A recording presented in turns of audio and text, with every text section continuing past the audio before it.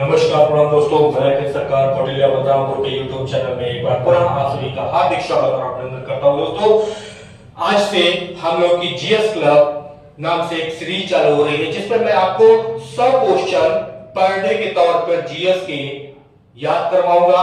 आप मात्र 15 मिनट की सीरीज में मैं आपको इतना कंटेंट दे सकता हूं दोस्तों कि महीने 2 महीने की तैयारी में आप किसी भी वनडे एग्जाम या कंपटीशन एग्जाम के प्री मेंस को क्वालिफाई कर सकते हैं दोस्तों। तो चलिए इसी अपने सीरीज को आगे बढ़ाते हुए एक मोटिवेटिंग कॉर्ड के साथ में आप सभी के समक्ष हौसला दो किसी की टूटती हुई उम्मीदों को, हौसला दो किसी की टूटती हुई उम्मीदों को, सहारा दो किसी के थकते हुए कदमों को, जिद हो ऐसी जो आंधी में भी दिया जला दे और जिद हो ऐसी जो अपने संघर्ष को मंजिल से मिला दे। तो इसी के साथ दोस्तों हमेशा ऊर्जावान रहिए, चलते रहिए, दौड़ते रहिए। आपका सहारा स्वयं आप है और कोई नहीं। चलिए स्टार्ट करते हैं दोस्तों। पहला क्वेश्चन है दोस्तों हमारा कि पृथ्वी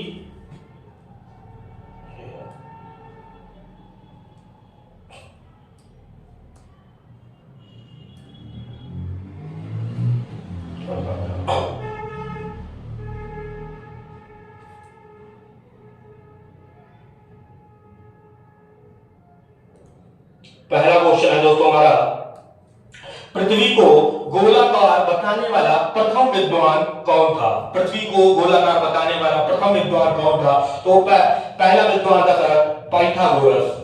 दूसरा क्वेश्चन है, पृथ्वी की परिधि कितनी है? क्वेश्चन पूछा जाता है पृथ्वी वर्ल्ड ज्योग्राफी से, कॉन्सेप्ट से ज्योग्राफी के ऐसे क्वेश्चन पृथ्वी के बारे में, अर्थ के बारे में पूछे जाते हैं कि पृथ्वी की परिधि कितनी है। तो कुल परिधि की बात करें तो 40,075 किलोमीटर पृथ्वी की परिधि दोस्तों। 40,075 किलोमीटर पृथ्वी की परिधि है दोस्तों। तीसरा क्वेश्चन, सर्वप्रथम पृथ्वी की त्रिज्या मापने वाला विद्वान कौन था? सर्वप्रथम पृथ्वी की त्रिज्या मापने वाला विद्वान कौन था दोस्तों? तो वो था एराटोस्थनीज। कौन था? एराटोस्थनीज था दोस्तों। पृथ्वी को उसके काल्पनिक अक्ष पर घूमने को क्या कहते हैं? पृथ्वी के उसकी काल्पनिक अक्ष पर घूमने को क्या कहते हैं? आप सभी जानते हैं दोस्तों पृथ्वी में घूर्णन होता है और इसी घूर्णन के कारण दिन और रात होते हैं दोस्तों। तो इसी को जो मैंने अभी वर्ड प्रयोग किया है घूर्णन, तो पृथ्वी के काल्पनिक अक्ष पर घूमने को घूर्णन कहते हैं दोस्तों। क्वेश्चन पूछा गया है दोस्तों, किसने पहली बार कहा कि पृथ्वी गोल है? किसने पहली बार कहा कि पृथ्वी गोल है? दोस्तों दिमाग लगाइए, ऐसे ही क्वेश्चन आपके वनडे एग्जाम से पूछे जाते हैं कि किसने पहली बार कहा कि पृथ्वी गोल है? तो ये कथन जो था ये एक महान साइकोलॉजिस्ट हुए हैं आपके एरिस्टोटल ने कहा था दोस्तों, पृथ्वी के अतिरिक्त किस ग्रह पर वायुमंडल पाया जाता है? पृथ्वी के अतिरिक्त बहुत सारी खोजें चल रही है, मंगलयान अभियान और तरह के अभियान बहुत देशों के द्वारा चल रहे हैं दोस्तों। तो पृथ्वी की अतिरिक्त किस ग्रह पर वायुमंडल पाया जाता है? तो दोस्तों वो पाया जाता है आपके मंगल ग्रह पे दोस्तों। इसके बाद का क्वेश्चन है कि लाल रंग का दिखाई देने वाला ग्रह कौन सा है? तो देखिए जीएस के क्वेश्चन में आपको एक टॉपिक उठाइए, उस टॉपिक के सारे जितना जैसे पोस्टमार्टम किया जाता है दोस्तों, तो पोस्टमार्टम करके रखिए। ऐसे चीजें क्या होती है, कॉग्युलेशन होता है चीजों का, स्कीमास का निर्माण होता है दोस्तों। ऐसे ही देखिए अगर मैं वनडे एग्जाम की बात करूं तो आपका दिमाग आपको अपने दिमाग पर बहुत सारा प्रेशर देना है दोस्तों। जीएस एक अपने आप में महासागर है, इसको तैयार कैसे करें? तो न्यूमोनिक्स बनाकर चीजों को रिलेट कर पढ़िए। जितना भी एक टॉपिक उठाइए उससे जितने भी क्वेश्चन आज तक पूछे गए हैं बन सकते हैं। क्वेश्चन बनाने की एक प्रथा को चालू करिए, अपने दिमाग को तैयार करिए कि पढ़ने के समय आप क्वेश्चंस को तैयार कर सकें। तो यही एक सही मेथड हो सकता है कि आप जीएस के अधिकतम, देखिए पूरा तो कोई नहीं जान सकता है, लेकिन अधिकतम चीजों को आप जान के अपने भविष्य को बेहतर बना सकते हैं दोस्तों। चलिए दोस्तों, लाल रंग का दिखाई देने वाला ग्रह कौन सा है? तो वो है दोस्तों आपका मंगल ग्रह। कौन सा ग्रह है दोस्तों? मंगल ग्रह है। पृथ्वी के अतिरिक्त किस ग्रह पर मानव उत्पत्ति की संभावना है? इसका भी आंसर क्या होगा दोस्तों? मंगल ग्रह होगा। फिर क्वेश्चन पूछा गया है मंगल ग्रह के बारे में कि प्रथम बार मंगल ग्रह पर उतरने वाला प्रथम अंतरिक्ष यान कौन सा था? अंतरिक्ष यान का क्वेश्चन पूछा गया है कि प्रथम अंतरिक्ष यान कौन सा था, तो वो अंतरिक्ष यान कौन सा था?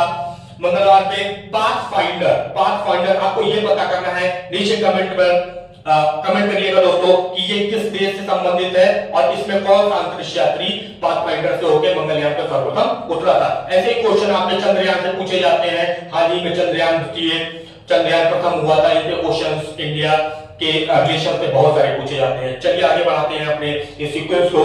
बृहस्पति ग्रह पर लाल धब्बे किस संकेत के सूचक है? बताइए दोस्तों, बृहस्पति ग्रह पर जो आपके लाल धब्बे हैं वो किस संकेत के सूचक है? वो है आपके दोस्तों अशांत बादल के, ट्रैंक्विल क्लाउड्स जो होते हैं उनके। किस ग्रह के चारों ओर वलय पाया जाता है? देखिए, किस ग्रह के चारों ओर वलय पाया जाता है तो वो होता है शनि।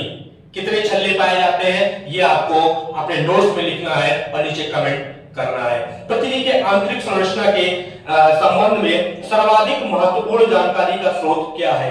पृथ्वी के आंतरिक संरचना के संबंध में सर्वाधिक महत्वपूर्ण जानकारी का स्रोत क्या है?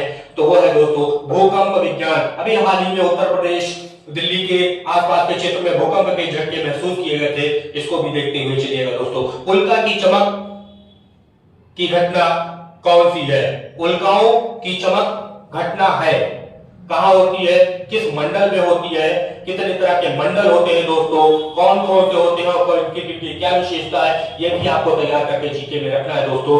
तो इसका सही उत्तर होगा दोस्तों आयन मंडल की। इसके आगे चलते हैं। माओरी आदिवासी जनजातियां, देखिए जनजातियों से क्वेश्चंस बहुत पूछे जाते हैं, क्वालिटी में भी भरा पड़ा हुआ है। SC ST एक्ट हो गया आपका। इसके अलावा आपके SC और ST की जो प्रमुख संस्थाएं हैं, इन पर क्वेश्चन बहुत पूछे जाते हैं। किस अनुच्छेद में वर्णन है, किस भाग में वर्णन है, तो दोस्तों इनको भी आपको तैयार करके चलना है। पॉलिटी का भी क्वेश्चन है और आपके ज्योग्राफी का भी क्वेश्चन है दोस्तों। तो माओरी आदिवासी जनजाति पाई जाती है, कहां पाई जाती है दोस्तों? ये वर्ल्ड ज्योग्राफी का क्वेश्चन है दोस्तों। इसका सही उत्तर होगा न्यूजीलैंड में। सबसे लंबा रेल मार्ग कौन सा है? सबसे लंबा, विश्व का सबसे लंबा रेल मार्ग कौन सा है? आप कमेंट करके लिखिएगा कि भारत का सबसे लंबा रेल मार्ग कौन सा है। सबसे लंबे रेल मार्ग के बाद में भारत का सबसे लंबा राजमार्ग कौन सा है? नीचे कमेंट पे इसको ठोक दीजिए दोस्तों। सबसे लंबा रेल मार्ग कौन सा है? तो ट्रांस साइबेरियन रेल मार्ग को सबसे विश्व का सबसे लंबा रेल मार्ग है। आपने नोट्स में इस चीज को लिखिएगा दोस्तों, खोज कर लिखिएगा ट्रांस साइबेरियन किस देश से संबंधित है? एस्किमो के बर्फ का मकान कहलाता है। एस्किमो के बर्फ का मकान कहलाता है। बताइए, एस्किमो जनजाति है दोस्तों, इनके मकानों को क्या कहा जाता है? बहुत सारे क्वेश्चन पूछे गए हैं विगत पिछले पेपर्स में, प्रीवियस क्वेश्चंस में आपको देखने को मिलते होंगे। बताइए दोस्तों इसमें से क्या होगा? तो इसका सही आंसर है दोस्तों इग्लू।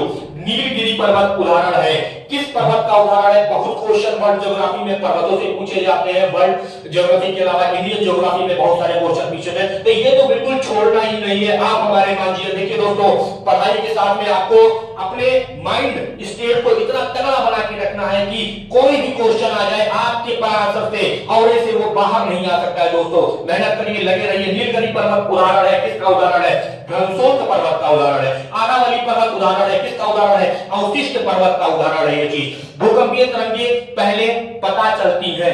क्वेश्चन पूछा जाता है भूकंपीय तरंगें पहले कहां पता चलती है? नीचे 4 आंसर होंगे, बताइए इनमें से कहां? जब भूकंप की तरंगें निकलती हैं तो उसका एक एपिसेंटर होता है दोस्तों। एपिसेंटर को हिंदी में बोलते हैं अभिकेंद्र बोला जाता है। अभी हाल ही में भूकंप आया हुआ था, इसलिए हो सकता है कि आने वाले समय में इस पे क्वेश्चन बने। तो भूकंप से रिलेटेड जितने भी क्वेश्चन है आज घर पे जाके इसको तैयार करिएगा दोस्तों। फिर इसका आगे की तरफ क्वेश्चन है कि गल्फ स्ट्रीम व लेब्राडोर जल धाराएं कहां पाई जाती है? गल्फ स्ट्रीम व लेब्राडोर जल धाराएं किससे संबंधित है? गर्म है, ठंडी है? देखिए, क्योंकि हमारे पूरे गोले पर ये जो गोला है हमारा, इसमें लगभग 70% क्या है? जल पाया जाता है। महासागरों के रूप में, नदियों के रूप में कहां से निकलती? बहुत सारे क्वेश्चन बनते हैं। कुछ ठंडी जलधाराएं, उसमें करंट्स बहते हैं जिसको वाटर करंट्स कहते हैं जलधाराएं, तो वो ठंडी होती है, गर्म होती है। कहां की, किस महासागर की जो धाराएं वो ठंडी है और गर्म है, इस चीज को आपको देखना है दोस्तों। तो बताइए कि गल्फ स्ट्रीम की लेब्राडोर जलधाराएं, प्रीवियस क्वेश्चन में बहुत पूछा जाता है क्वेश्चन, तो उसका सही आंसर होगा दोस्तों गर्म और ठंडी। और ये कहां से रिलेटेड है दोस्तों? अटलांटिक महासागर से। अंगूर उत्पादन और मछली पालन संबंधित है। बहुत क्वेश्चन पूछा जाता है आपके, बीटी कल्चर क्या है, बीसी कल्चर क्या है? तो बीटी कल्चर कभी भी आएगा तो अंगूर उत्पादन से इसका संबंध रखिएगा। और मछली आएगा तो पीसी कल्चर से। अभी हाल ही में बताइएगा, करंट अफेयर का क्वेश्चन है कि मत्स्य दिवस कब मनाया जाता है। मत्स्य, नीचे कमेंट में इसी को ठोक दीजिए। और देखिए, हर चीज को जीके में आपको किसी भी चीज को छोड़ के नहीं चलना है। स्टैटिक जीके हो गया, जीएस हो गया, करंट अफेयर होगा, हर चीज एक है। साइंस हो गया, साइंस एंड टेक हो गया, हर चीज को मिलाकर पढ़िए दोस्तों। सफलता आपके बस बहुत नजदीक ही खड़ी है। ठीक है, आगे चलते हैं दोस्तों। बोर्नियो द्वीप कहां स्थित है, बताइए। बोर्नियो द्वीप कहां स्थित है, तो हिंद महासागर में बोर्नियो द्वीप स्थित है।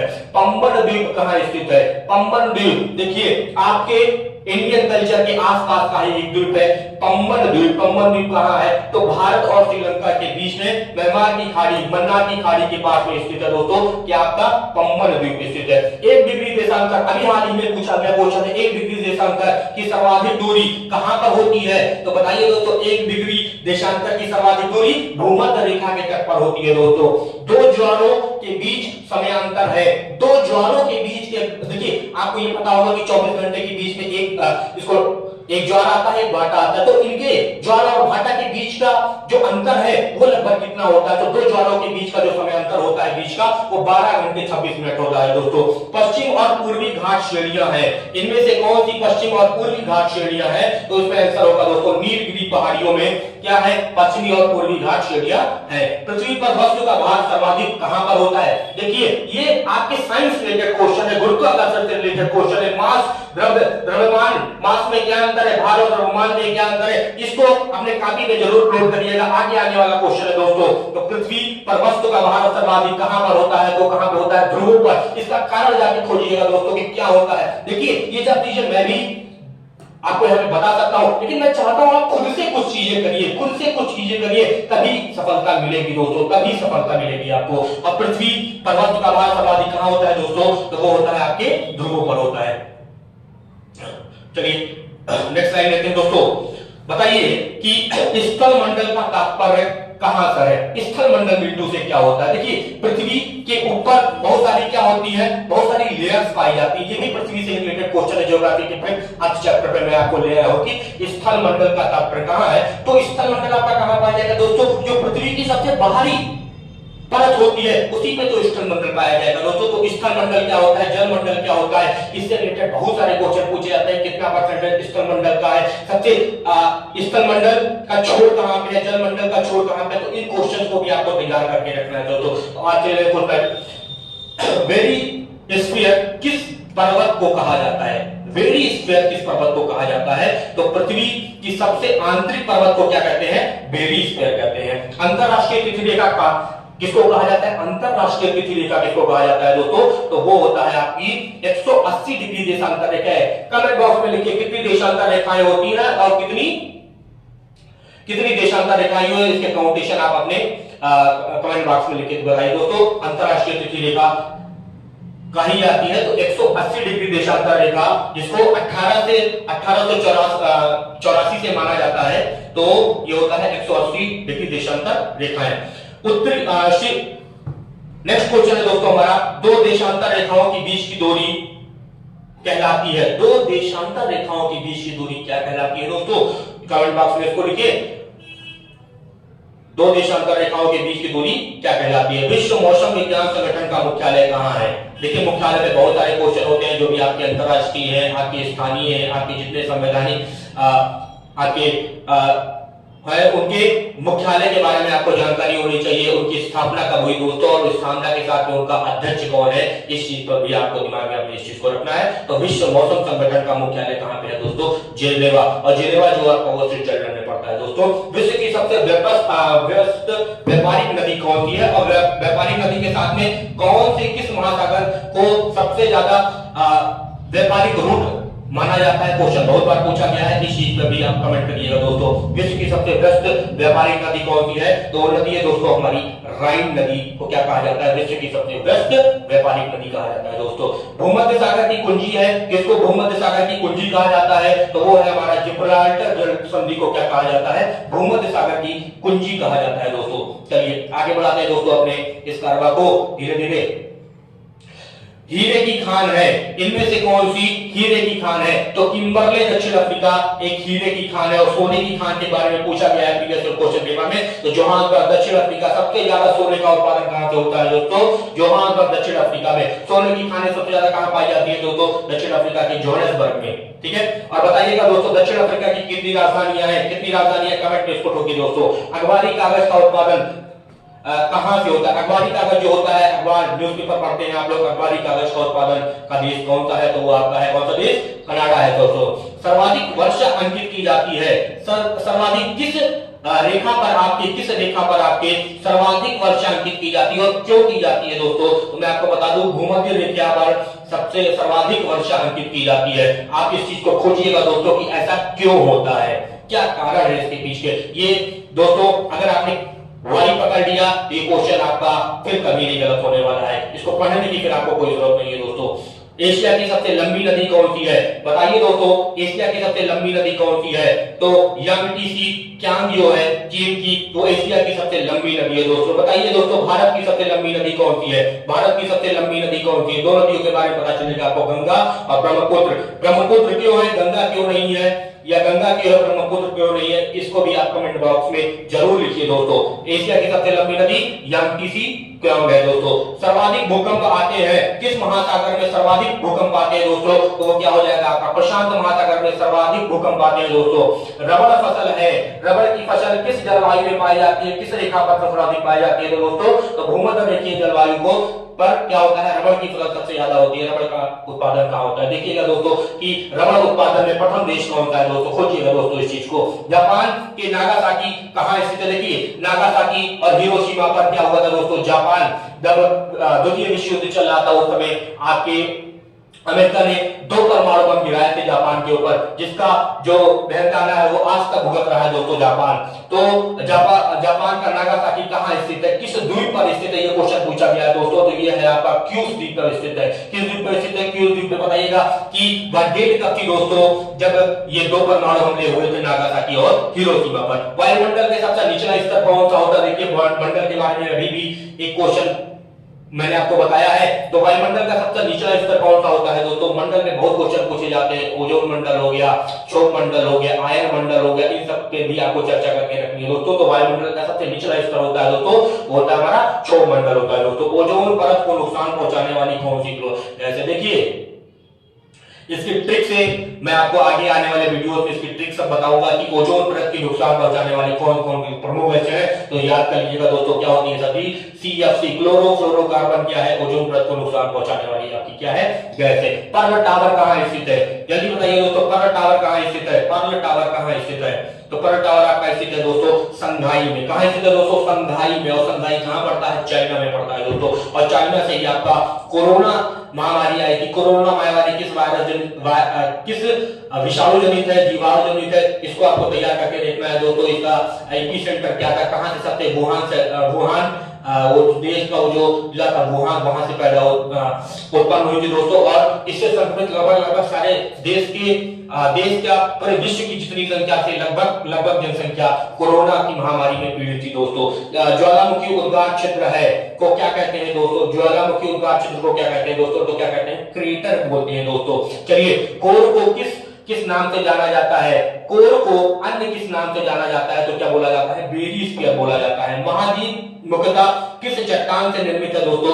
तो ग्रेनाइट चट्टानों से इनका संबंध है, ग्रेनाइट चट्टानों से होता है दोस्तों। महासागरीय बेसिन में किस चट्टानों की प्रधानता है? तो बेसाल्ट चट्टानों की प्रधानता कहां पे है? महासागरीय बेसिनों में है दोस्तों। महाद्वीप और महासागर किस श्रेणी के उच्चावच है? ये भी क्वेश्चन बहुत पूछा जाता है। महाद्वीप और महासागर किस श्रेणी के उच्चावच है? तो प्रथम श्रेणी के उच्चावच है। बताइए दोस्तों द्वितीय श्रेणी का उच्चावच क्या होता है? महाद्वीपीय प्रवाह सिद्धांत के प्रणेता कौन है? महाद्वीपीय प्रवाह सिद्धांत के प्रणेता कौन है? तो वेगनर साहब को क्या कहा जाता है? महाद्वीपीय प्रवाह सिद्धांत इन्होंने दिया था, अपना थ्योरी दिया था, वो है दोस्तों। प्लेट विवर्तनिक सिद्धांत किस वर्ष प्रस्तुत किया गया? प्लेट विवर्तनिक सिद्धांत, प्लेट टेक्टोनिक्स के बारे में क्वेश्चन पूछा जा रहा है तो दोस्तों बताइए प्लेट विवर्तनिक सिद्धांत किस वर्ष प्रस्तुत किया गया? तो वो वर्ष है सही 1960 हो गया दोस्तों। चलिए इसको सर्वे को और आगे बढ़ाते हैं दोस्तों। हमें कुछ इस तरह सफलता नहीं मिलती, हमें कुछ इस तरह सफलता नहीं मिलती, हमें कुछ इस तरह सफलता नहीं मिलती जैसे जेठालाल को कभी बबीता नहीं मिलती। दोस्तों इसी के साथ में इस कार्य को और आगे बढ़ाते हैं। और ज्वार भाटा उत्पन्न होने का मुख्य कारण, देखिए अभी मैंने बताया था, अभी तक आपने खोज किया होगा कि बताइए ज्वार भाटे का मुख्य कारण कौन सा है। तो ये देखिए गुरुत्वाकर्षण प्रक्रिया के कारण होता है, और चंद्रमा और सूर्य के बीच का जो गुरुत्वाकर्षण है वो पृथ्वी को किस तरह प्रभावित करता है, वहीं से ज्वार भाटा आता है दोस्तों। और दो ज्वारों के बीच का समय मैंने आपको बताया था 12 घंटे 26 मिनट, याद करके चलिए दोस्तों। सबसे बड़ा प्रायद्वीप कौन सा है, इतने पूरे वर्ल्ड में सबसे बड़ा प्रायद्वीप कौन सा है दोस्तों, तो क्या है आपका अरब प्रायद्वीप सबसे बड़ा प्रायद्वीप है। बताइएगा दोस्तों कमेंट में ठोकिएगा इसको कि द्वितीय सबसे बड़ा प्रायद्वीप कौन सा है, नंबर सेकंड पर कौन सा है। बताइए दोस्तों संसार में दिन रात बराबर होते हैं, किस दिन और रात बराबर होते हैं, तो दोस्तों 21 मार्च और 30 सितंबर को क्या होता है, संसार में दिन और रात बराबर होते हैं। आप सभी को पता है कि गर्मी के दिनों में क्या होता है और ठंडी के दिनों में क्या अंतर होता है, कहीं दिन बड़ा होता है तो कहीं रात बड़ी होती है। लेकिन एक समय ऐसा आता है, ये जो चक्र, ये जो पृथ्वी आपकी नाच रही है सूरज के चारों तरफ, तो ऐसा सिचुएशन आता है कि मार्च के समय में और सितंबर के समय में 21 मार्च और 23 सितंबर को ये दोनों क्या हो जाते हैं, आपस में दिन और रात आपस में बराबर हो जाते हैं। बताइएगा दोस्तों कि प्रेरी प्रदेश का मुख्य उत्पाद कौन सा है। प्रेरी, देखिए ये सब क्वेश्चन पूछे जाते हैं दोस्तों कि प्रेरीज क्या है, कहां पाए जाते हैं, इन सब चीजों पर भी आपको क्या करना है, अपने मस्तिष्क में इन सब चीजों को फीड करके चलना है। जिसका देखिए गागर जितना बड़ा होगा, उसमें पानी जितना बड़ा होगा, सफलता के चांसेस आपके उतने ही बड़े होंगे दोस्तों। तो प्रेरी प्रदेश का मुख्य उत्पाद क्या है, तो क्या है दोस्तों आपका गेहूं है। सबसे छोटा महासागर कौन सा है, बताइएगा दोस्तों कितने महासागर है और उसमें सबसे छोटा महासागर कौन सा है दोस्तों, तो आर्कटिक महासागर जो है वो सबसे छोटा महासागर है दोस्तों। पनामा नहर किसको जोड़ती है, बहुत क्वेश्चन अनंत क्वेश्चन पूछे जा चुके हैं कि पनामा नहर के ऊपर, तो पनामा नहर किसको जोड़ती है, अटलांटिक और प्रशांत महासागर को जोड़ने वाली जो नहर है दोस्तों उसको पनामा नहर बोलते हैं। स्वेज नहर से क्वेश्चन बहुत पूछे जाते हैं दोस्तों, इसको भी अपने दिमाग में ठोक कर चलिएगा दोस्तों।